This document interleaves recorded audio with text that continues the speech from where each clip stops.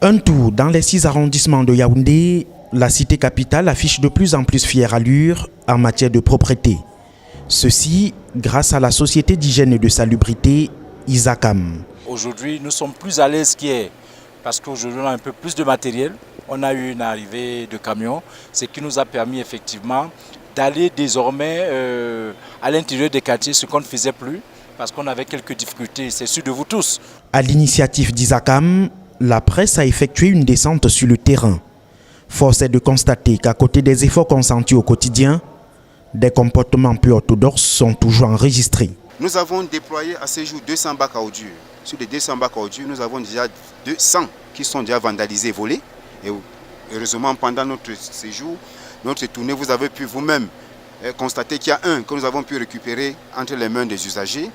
Nous avons également des ménages qui mettent le feu dans les ordures et ces bacs sont également mis en feu. Nous avons des vendeurs de la ferraille qui vandalisent les bacs à ordures métalliques. Donc tout ça contribue également à l'insalubrité dans la ville. Ce qui n'empêche pas au seigneur de la propreté de balayer partout où besoin s'impose. Tout doit être fait avec l'aide des populations locales. Chacun doit aujourd'hui désormais se dire que je vis en ville et qu'il y a des gestes qu'on pose en ville et des gestes qu'on ne peut pas poser en ville. Notamment déverser les ordures par terre pendant que la ville est propre, pendant que le bac est vide. Là, ça devient la responsabilité de chacun. Heureusement, il y en a qui prêchent par le bon exemple. Yaoundé, c'est plus de 1500 tonnes d'ordures collectées chaque jour. Malgré le trafic routier dense, la zone de transbordement du quartier Messa permet de stocker les déchets transportés par la suite par des engins lourds.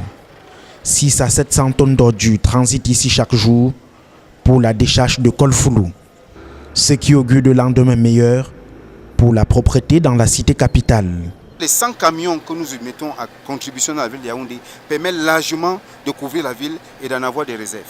Donc je vous rassure que le niveau de propriété ne peut pas s'arrêter. La seule perturbation que nous pouvons avoir, c'est au niveau du financement de notre activité.